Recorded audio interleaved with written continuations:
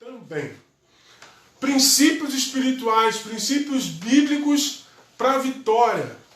É o que nós vamos pensar nesta noite. Eu convido você a abrir a sua Bíblia em Gênesis 41. Gênesis 41, de 14 a 16. Gênesis 41, Gênesis é o primeiro do verso 14 até o verso 16. Para você que gosta de ver vídeo no YouTube,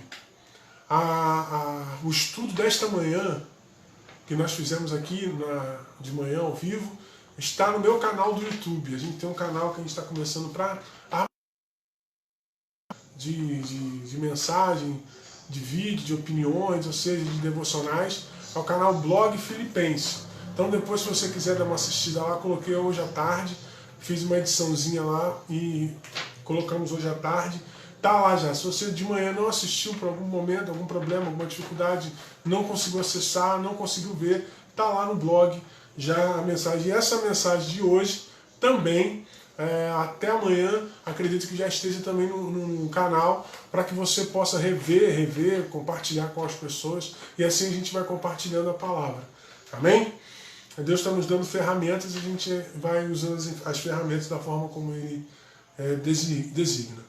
Gênesis 41, de 14 a 16, diz assim: Então enviou Faraó e chamou José, e fizeram sair logo da cova, e barbeou-se, e mudou as suas vestes, e veio a Faraó.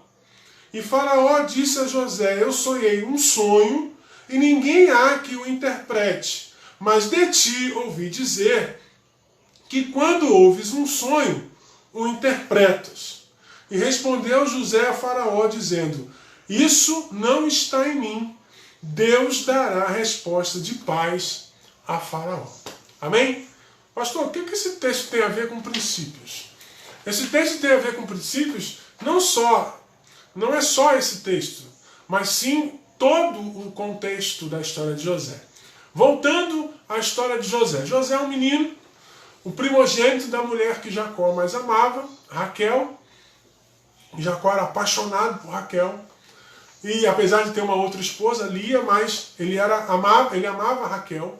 E o primeiro filho de Jacó com Raquel foi José. E José era o queridinho da família, era o queridinho do pai. Os irmãos dele tinham muitos ciúmes dele. E o José também, quando os irmãos dele aprontavam, ele ia contar tudo para o pai. Então ele começou a ter uma antipatia, até que José teve sonhos. E entre esses sonhos, um desses sonhos foi o sol e a lua e 11 estrelas se ajoelhando, se prostrando diante dele. E aquilo fez muito mal à família, aquilo foi algo que foi a gota d'água, e os irmãos decidiram matar José.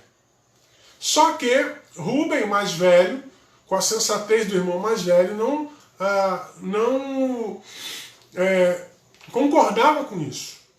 Só que aí o que aconteceu? Nesse momento eles pegaram José, prenderam José, Rúben se ausentou, o que eles fizeram? Eles mataram um animal, pegaram a túnica de José e molharam e mancharam de sangue, só que venderam José para os midianitas.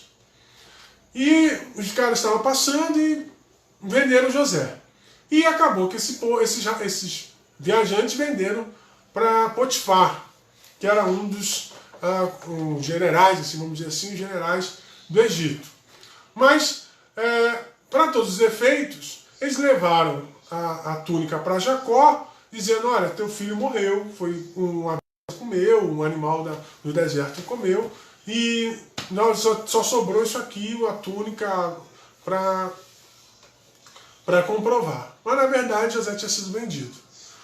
José vai para a casa de Potifar, e em pouco tempo toma conta das coisas de Potifar. A mulher de Potifar, a Bíblia diz que José era um homem bonito, um homem formoso à vista. A mulher de Potifar começou a se insinuar para ele, começou a tentar querer adulterar com ele sempre fugindo, até que um dia ela na oportunidade que ela teve, ela tirou a roupa, pegou a roupa dele, ele largou a roupa, saiu nu, e aí ela, com raiva, porque ele não tinha cedido à tentação, ela entregou ele ao marido. Olha aqui, ó, esse é o homem que você coloca dentro de casa para cuidar das suas coisas, e está cuidando também da sua esposa, ele me assediou, aquele dele e tal, e José injustamente foi preso. Na prisão ele encontra com o copeiro e com o padeiro. E o copeiro e o padeiro têm sonhos. Fora que antes disso, José começa a fazer muito bem aqui aquele momento. José é um homem de Deus, começa a ter uma moral muito grande na prisão, a ponto, olha que coisa, a ponto de o carcereiro deixar a chave da prisão com José, sendo José prisioneiro. E aí ali tinha o copeiro e o padeiro do rei. Com o padeiro e o copeiro tiveram sonhos. O padeiro disse, o sonho do padeiro era que ele morreria, e o copeiro que voltaria a exercer o seu ofício no palácio do rei. E foi exatamente isso que aconteceu. No primeiro momento, o copeiro não lembrou-se de José, mas quando agora Faraó tem um sonho, o copeiro se lembra, olha, tem um camarada lá na prisão que eu sonhei, ele interpretou meu sonho e tudo aconteceu. Então, Faraó mandou chamar José de maneira imediata. E aí o texto diz que ele se arrumou, se barbeou e tal, se ajeitou e foi até José. E o sonho de Faraó era que 7 vacas gordas, 7 vacas magras, as 7 magras vinham e comiam as gordas. E aí o sonho de Faraó significava que o povo do Egito ia passar 7 anos de fartura e 7 anos de muita fome. E que nesses 7 anos de fartura, ele deveria administrar tudo aquilo. E Faraó escolheu José. E a partir daquele momento, José se tornou o governador do Egito. E durante o governo, o Egito foi a nação mais rica da época. Então, nesse momento agora do texto, depois disso tudo que eu estou contando para você, nesse momento do texto, José foi chamado por Faraó para interpretar o sonho. E aqui a gente encontra vários princípios. O interessante que José ele ganha confiança de todos. José ele ganha confiança de Faraó, de todos os seus auxiliares, de todo aquele grupo de pessoas, aquele pessoal no primeiro escalão, segundo escalão do governo, do reino, consegue a confiança. Então Deus o abençoou muito. Deus abençoou a vida de José por demais. Ele ficou em torno de 13 anos preso injustamente, mas quando ele sai da prisão, Deus o abençoa de forma poderosa. Porém, José para ser super abençoado como foi, como bem-aventurado, como a gente diz, os textos da Bíblia dizem, ele teve que obedecer alguns princípios, que são os princípios que eu quero falar com você nesta noite. O primeiro princípio que José obedeceu foi... o primeiro princípio é: ouça mais e fale menos. Se José, no meio do sonho de Faraó, tentasse interpretar, tentasse interferir, tentasse interromper, ele não faria um trabalho com tanta excelência. Para aquele momento ter sentido, José deveria ouvir com toda a atenção do mundo tudo que Faraó dizia, para que ele pudesse traduzir exatamente tudo que Faraó precisava ouvir. José, para traduzir fielmente o sonho de Faraó, ele precisava ouvir aquilo tudo. E aí o que a gente entende? Quando a gente está ansioso para resolver alguma coisa, quando a gente está nervoso para resolver alguma coisa, a gente tem a tendência de falar demais e ouvir de menos. Quando a gente está numa situação de preocupação, ou a gente começa a falar besteira, quando na verdade a gente tinha que ouvir. Tiago capítulo 1, verso 19, diz que a gente tinha que ser tardio no falar, que a gente tinha que estar pronto para ouvir e tardio para falar. Porque a gente fala demais e fala em momentos equivocados. Se Faraó começa a falar e José tenta interromper, se Faraó fala e ele tenta ali já dar respostas, não. Primeiro Faraó fala e depois José entra com as respostas. José entra com a resposta que ele deveria, com a tradução do sonho. Então, primeiro eu preciso ouvir, para depois eu falar. Isso é um princípio espiritual muito importante. Você lembra que nas cartas do Apocalipse, quando acaba a carta, o que Jesus fala nas cartas e João escreveu? Quem tem ouvidos, ouça o que o Espírito diz à igreja. Então eu preciso ter ouvidos, eu preciso ouvir mais e falar menos, até uma sabedoria popular. Deus nos deu 2 ouvidos e uma boca, para a gente ouvir mais e falar menos. Mas às vezes no momento da aflição, no momento da luta, no processo na qual Deus está tratando a nossa vida, a gente tem escolhido falar mais e ouvir menos. Vocês talvez não percebam, mas eu que trabalho com criança, hoje não, mas eu trabalhei muito com criança, e aquela brincadeira do telefone sem fio é exatamente isso. A gente fala uma coisa no início da fila, quando chega lá é totalmente contrário daquilo que foi falado. Porque às vezes as pessoas estão mais preocupadas em repassar a mensagem do que primeiro ouvir. Primeiro eu preciso entender, ouvir e depois falar. E às vezes é melhor, irmãos, muito melhor ouvir e calar do que você falar.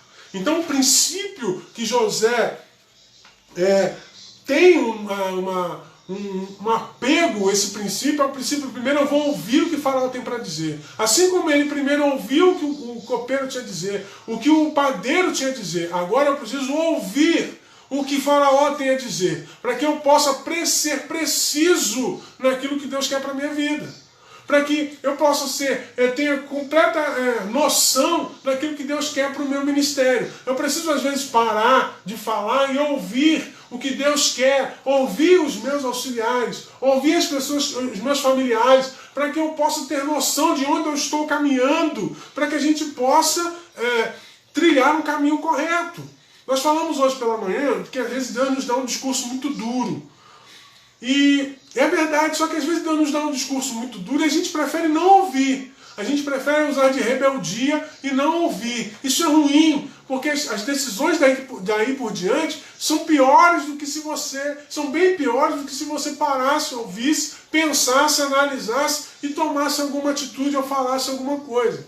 Então às vezes ouvir, às vezes não, sempre, ouvir mais é fundamental. Tanto se você parar para pensar, esses profissionais que trabalham com terapia, psicologia, psicopedagoga, têm crescido demais, porque as pessoas querem falar, e hoje tem profissionais que são pagos, e muito bem pagos, para somente ouvir. Somente ouvir. Porque o ouvir ficou difícil. A gente só quer falar, se expressar, e às vezes Deus quer que a gente cale. E Deus quer que a gente ouça. O segundo princípio que José alimentou, que José se apegou, está no versículo 16. Versículo 16. Respondeu José a Faraó dizendo: isso não está em mim. Deus dará a resposta de paz a Faraó. Segundo princípio para a gente alcançar a vitória é dependência de Deus. Dependência de Deus. José poderia ser muito talentoso, poderia ser um excelente administrador, poderia ser um excelente interpretador de sonhos, mas ele, antes disso tudo, ele era um servo de Deus, um filho de Deus, que entendia que tudo o que ele fazia era único e exclusivamente debaixo da misericórdia, da dependência de Deus. Ok? O sucesso de José era a dependência irrestrita que ele tinha de Deus. É importante que a gente tenha isso em mente. A gente trabalha, a gente corre atrás, a gente estuda, a gente luta, mas eu não posso perder a noção de que se não fosse o Senhor, eu não teria nada do que eu tenho. Se não fosse o Senhor, eu não teria minha família. Se não fosse o Senhor, eu não teria minha profissão. Se não fosse o Senhor, eu não teria meu ministério. Se não fosse o Senhor, eu não teria absoluta saúde. Se não fosse o Senhor, eu não teria absolutamente nada. Porque nós precisamos depender única e exclusivamente de Deus. De Deus. José tinha isso bem definido. O sonho, o dom que ele tinha de interpretar sonhos vinha da parte do Pai, vinha da parte do Eterno. Tudo que você tem, tudo que você é, as coisas que você tem, a sua família, não é mérito seu, isso tudo é fruto da misericórdia e a graça de Deus. Entenda isso nesta noite. Isso é um princípio que as pessoas estão deixando. Agora, se conquista, se dá errado, é Deus. Se não der, se deu certo, sou eu. Muita gente está invertendo a canção, né? Se deu errado, Senhor, por que não aconteceu isso? Quando dá certo, deu certo porque eu estou na frente, deu certo porque eu estou na liderança do processo. Não é assim. Tudo acontece na dependência de Deus. Senhor, eu vou fazer isso. Volta ao texto de Tiago, se eu não me engano, capítulo 2. E Tiago vai dizer assim, não direi amanhã eu vou fazer isso, amanhã eu vou fazer aquilo. Mas se Deus permitir, se Deus quiser, amanhã eu farei isso ou aquilo. Porque dependemos única e exclusivamente da graça de Deus. Dá uma abertura, abre a sua Bíblia aí. No texto de Provérbios, capítulo 3, que texto lindo. Provérbios, capítulo 3.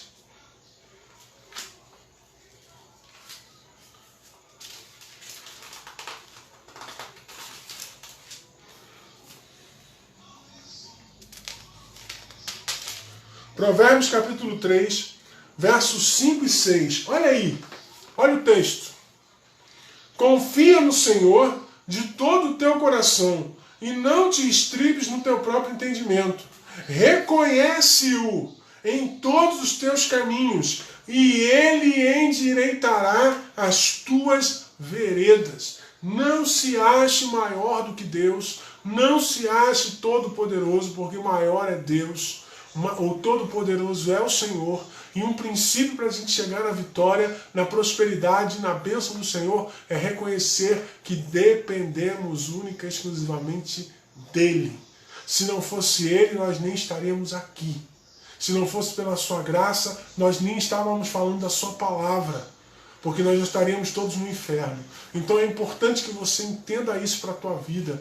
Eu dependo de Deus. Se eu saio, quando eu saio, eu agradeço a Deus que eu estou saindo. Quando eu volto, eu agradeço a Deus que eu estou chegando. Aos livramentos, a bênção, a oportunidade de Ele me dar uma palavra, a oportunidade de eu dar uma palavra de bênção sobre alguém. Isso tudo é porque você depende única e exclusivamente de Deus. E esse Deus da qual você depende quer te abençoar e quer te fazer vitorioso. Mas creia que Ele está no trono. É Ele o Todo-Poderoso. É Ele que cuida de ti. Amém? Então é importante você entender isso. Não caia em exageros. Tem muita gente que está sofrendo aí, principalmente nessa pandemia, por causa de exageros. Você pode estar se desgastando sem necessidade. Calma, tranquilo. Alguém disse uma vez, se algo tira a sua paz, não vale a pena. Então, se você está caminhando em alguma coisa e está tirando a sua paz, sossega, acalme-se. Ouça a voz de Deus nesta noite, ouça a voz de Deus no teu coração, dependa do Senhor e deixa essa ansiedade nas mãos de Deus, assim como 1 Pedro 5,7 fala, lançando sobre Ele toda a vossa ansiedade. Por quê? Porque Ele tem cuidado de vós. Então Deus tem cuidado da gente. Então vamos lançar a nossa ansiedade nos seus braços. Vamos lançar a nossa vida nos seus braços para que a gente dependa única e exclusivamente dEle. Amém, queridos? E aí, para terminar essa palavra, a reflexão desta noite, primeiro princípio é ouça mais, fale menos. Segundo princípio, dependa de Deus, dependa exclusivamente de Deus e da sua graça. E terceiro, use os problemas para construir oportunidades. O faraó tinha um problema, um sonho que ninguém conseguia interpretar. José tinha o dom da interpretação. Então José pensou assim, eu tenho um problema aqui e eu tenho uma oportunidade. Eu vou juntar. Aonde tem uma crise, eu vejo uma oportunidade. Quando você está com crise no teu casamento, você precisa buscar uma oportunidade para reconstruir seu casamento. Você não pode escolher desfazer do seu casamento porque você está em crise. Não é o caminho correto. Pode ser o caminho mais fácil para você.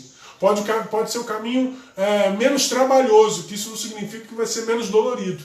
Porém, você pode pegar a oportunidade desse casamento em crise e você pode pegar esse casamento em crise e criar uma oportunidade para que esse casamento se reconstrua. Você está entendendo? Você pode pegar essa crise que você está com o seu filho, que ele não te respeita, você não tem conversado, e usar isso como uma oportunidade para você vencer essa luta, essa dificuldade. Nós precisamos... O que José fez? José entendeu que aquela crise de Faraó era a chance dele para mudar a história dele. Que a dependência de Deus, de Deus, ia fazer com que a oportunidade agora aparecesse e que agora ele fosse livre daquela situação, que ele fosse abençoado em cima da crise de alguém, em cima do problema de alguém. Ele ia ser a solução, ele ia ser a oportunidade, e em ser a oportunidade, ele ia mudar a sua vida. Deus ia mudar a vida dele através daquele problema que virou agora uma oportunidade. A crise é a oportunidade que Deus dá para nos alertar, para nos impulsionar para a mudança. O que é crise? Crise é a oportunidade que Deus nos dá para nos esclarecer, nos alertar e nos impulsionar para a mudança. A crise ela vem para abrir os nossos olhos. A crise vem para esclarecer a nossa mente. Eu já falei isso aqui. É no momento da crise que as coisas se esclarecem. É no momento da crise que a gente vê como é que o mundo está em caos, como é que o caos é maior do que a gente pensa. Eu te dou um exemplo aqui rápido.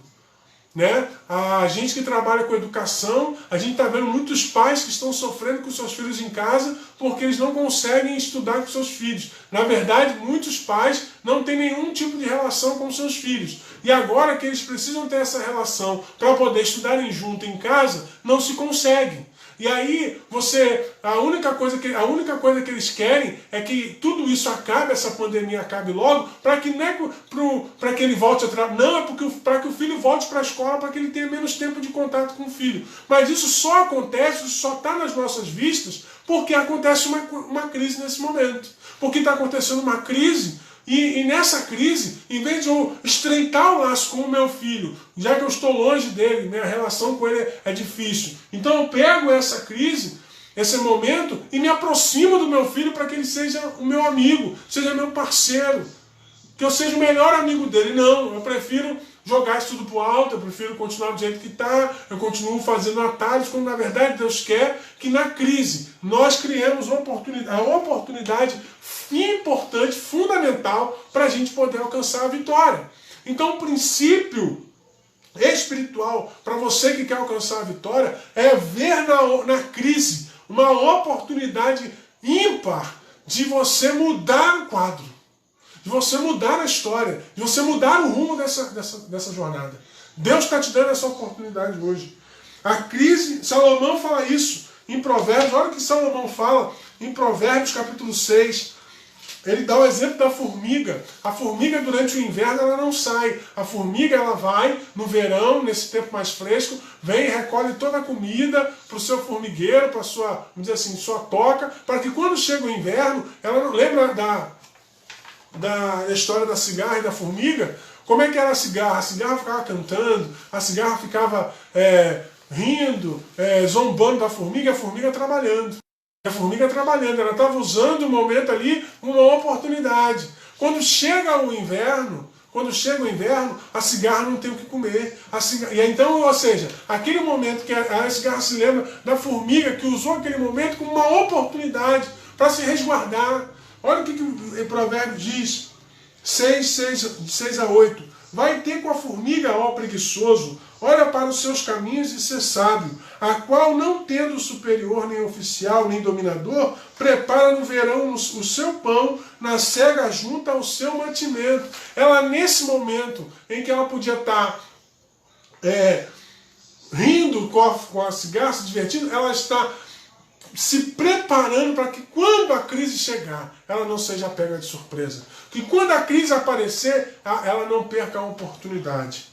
Jesus aproveitou a sede, né, lá em João 4, andando deu sede e ele se aproveitou desse momento dele de sede para conversar com a mulher samaritana e transformou aquela mulher numa grande missionária para aquela cidade, para aquela região, falando do seu evangelho, falando de si para ela. Ou seja, ele aproveitou um momento dele em que ele queria água para evangelizar alguém. É no momento de crise, é no momento de problema, é no momento que as coisas não estão bem, é que Deus nos dá oportunidade para a gente crescer, nos dá oportunidades para que a gente mude a história. Por último, se você praticar esses princípios, se você entender nesta noite esses princípios, você verá aquilo que Deus vai fazer na tua vida. Você perceberá o quanto que Deus pode te abençoar. Ouça mais, fale menos. Ouça mais, fale menos.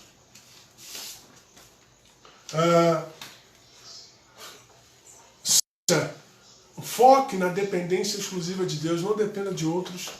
Não dependa de outros. Não dependa de A, de B, político, nada disso. Para mudar a tua história, dependa absolutamente de Deus. Dependa absolutamente do Senhor. E por último, use as oportunidades, use as crises como oportunidade para construir soluções. Use os problemas para você construir saídas, soluções. Em nome de Jesus. Amém, queridos?